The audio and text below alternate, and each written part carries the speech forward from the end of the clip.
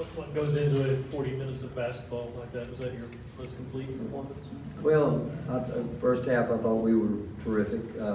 And honestly, I really do think a lot of it has to do with the respect that we have for Vanderbilt and Coach Stackhouse. We've been in so many tough games, and our older guys understand the game in a mature way, and we know that they're a team that runs really good offense. And if you're not ready, and I mean, really in the first half they had some shots that they're certainly capable of making, and they didn't go down, and we shot the ball well. But I just know the preparation with our guys, because of the respect for his program and the way he does things, our guys came out ready to play. And really pleased with the young guys trying to play the game the right way at the end. I thought that was really important. I thought those minutes were really good for them.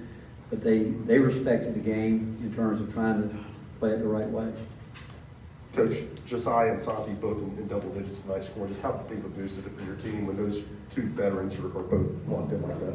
Yeah, I mean, it really is. And again, I think it goes back to Santi and Josiah and Sakai, the guys that have been here longer. Again, the respect that they have for their opponent coming into the game, and know that their preparation was good coming in, but when they're playing and with the rhythm that they were playing with, and we played well. I mean, you guys have watched us all year. That was about as good a 20 minutes as we put together all year, and things were going our way. And you know, and those older guys were the ones that were responsible for it. Yeah, Rick, in that first half, I guess about 5 minutes to go, you called it the timeout after Vandy got a couple of baskets, and kind of seemed upset at the defense at that moment. Just kind of what went into that, and were you kind of trying to make a point? I think you were up by 23 at that moment. Well, really, honestly, I wanted Jonas Adu to be more part of the offense, because we worked hard with trying to get him more involved, and you know, I think we took 3 straight threes there at one time without any thought of putting the ball to give him a chance to play a little bit. And you know, what he does is not easy, and we've talked about enough, really and truly, that we got guys that can shoot, and we expect them to shoot when they're open, but at some point in time, you know, I think we'd missed a couple in a row, but we had talked about getting him more involved, and we lost sight of that. Go Wes, Ryan, Reese, Mike.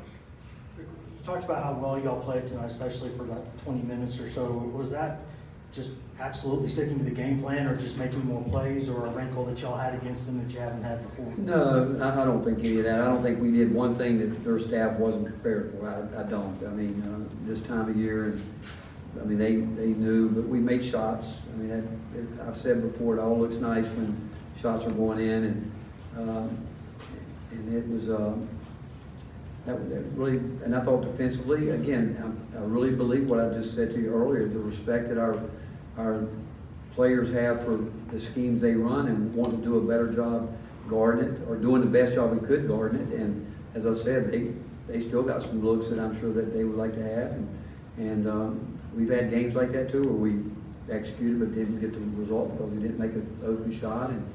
But I do, again, I thought our guys were really locked in on both ends to start the game, and it's, to me, the ultimate respect that you can give an opponent. With 2 lopsided wins this week, Dalton, Sakai, a number of starters, you were able to give a little bit less minutes, and they've been getting just, what's the significance of that at this time of the year? Well, I hope it's big. I do think both of those guys, hopefully they can benefit from it, because we do have a quick turnaround. You know, Tuesday, you know, tomorrow we'll just scrub the game out and have a prep day to get ready and go play. But I guess we'll find out after the game in terms of, because I'm a big rhythm person. I think that when the team gets in a rhythm, you want to try to ride that wave. But with that thought in mind, I hope that because they have played so many minutes this year, that it'll benefit them. I'm not playing as many tonight. Coach, Cam Carr, how have you seen him improve, and what's the next step in his development? Well, again, I thought he played hard and played long minutes, which, you know, early in the year, you know, he was a guy that got fatigued after a minute or so. And all those young guys, they need time. They need it. I've talked to you guys about it before. I wish we would have had a schedule maybe earlier in the year where, you know, we could have got those guys more minutes in certain situations. But what they have benefited from is practicing every day against the team that they go against every day. And I've watched in practice all the coaches we talk about it, how that gap was wide and it's starting to close up from them learning how hard to play, what you got to do. And so even though they haven't got as many minutes as you'd like to get them in the game, the fact is they've gotten better because of who they have to go against every day, because you guys watch us practice and those older guys are pretty locked in every day. And I'm just really proud of the fact that they played the game. They really, truly tried to play the game the right way when they were out there. It wasn't coming in, nothing like garbage time or that. They understand they were valuable minutes. And what they're learning is it's a game of trust. And they want us to trust them as a coaching staff. It starts in practice, but when you get minutes in the game, you're not out there trying to show things you can't do. You're trying to show the things you can do. From a similar question, but Cade Phillips, what's he done to kind of reinsert himself into the rotation lately? You know, as you guys know, we thought he would be a guy with a red shirt, but the older guys came and said we're going to need him at some point. And like many freshmen, he went through a period where he had somewhat, I guess, in the valley, you know, where he leveled off and kind of lost the edge he had. But he found it over the last 10, 12 days. He got back to doing what we wanted him to do and play the role that he needed to play.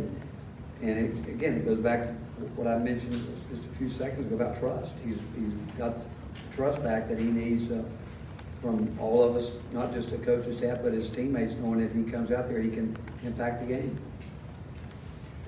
Rick, I know it's a long season filled with good performances, not so good performances. If I had to ask, compared to like East Lansing when you went there, where do you think this team has grown the most? Is there an aspect or two where you can really detect where y'all have grown? It's a really good question, because we're always talking about trying to get better, and we haven't been as consistent all the time with our, the fundamentals in terms of our schemes, whether it's ball screen, rebounding. We've had our ups and downs there.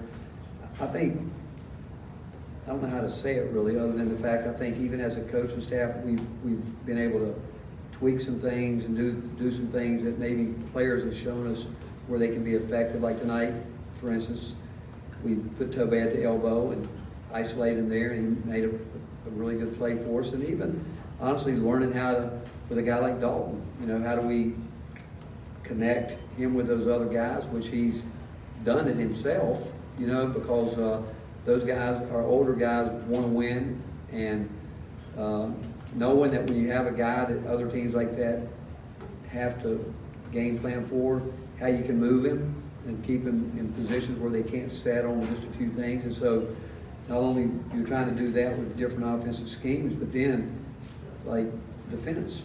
I told him, I said, hey man, I'm telling you right now, this half, you better show me you really want to guard. I don't care if you score a point. You better give us that effort defensively. And I thought he did. And he's getting better. We need him to get better. But I think more individually where these guys really understand what each guy is capable of doing. And that's when we're at our best, when guys do what they're good at and stay away from things that they're not as good at. It's probably the biggest growth, and that they're understanding each other in a good way that way. A few more for Coach Rick. Coach, the guys were sharing the ball well. Assists tonight, 28-8. Well, we're at our best when we move the ball. When we're moving people and moving the ball, that's when we're at our best. We try to create some confusion and get some separation to get our guys' feet set and get them into rhythm shots. Or again, like I said, we wanted to try to get inside with it a little bit more. But when you're shooting it like that, and it's hard to tell guys that when they see daylight not to shoot it. But we love it when we're sharing the ball like that. Cam ever saw a shot he didn't like? I think he's probably leading the nation in shots per minute attempted. Is that final line? Is that confidence? Yeah, and again, I'm glad to see it go in for him, because you guys again have watched him in practice, and he's a guy that he can get buckets quick, and it's when he relaxes and when he goes searching for it, he gets in a hurry. But getting out there with playing those extended minutes, I thought he settled down a little bit, but I thought he had really two really terrific blocks. And, you know, I thought he went up, and you know, and I think people can get fooled sometimes because he's got a long reach, and if he played heavy minutes, he would probably be our second leading shot blocker on the team. I mean, he is a guy that can go block shots. Anything else for Coach? All right. Thank you guys. Thanks, Coach.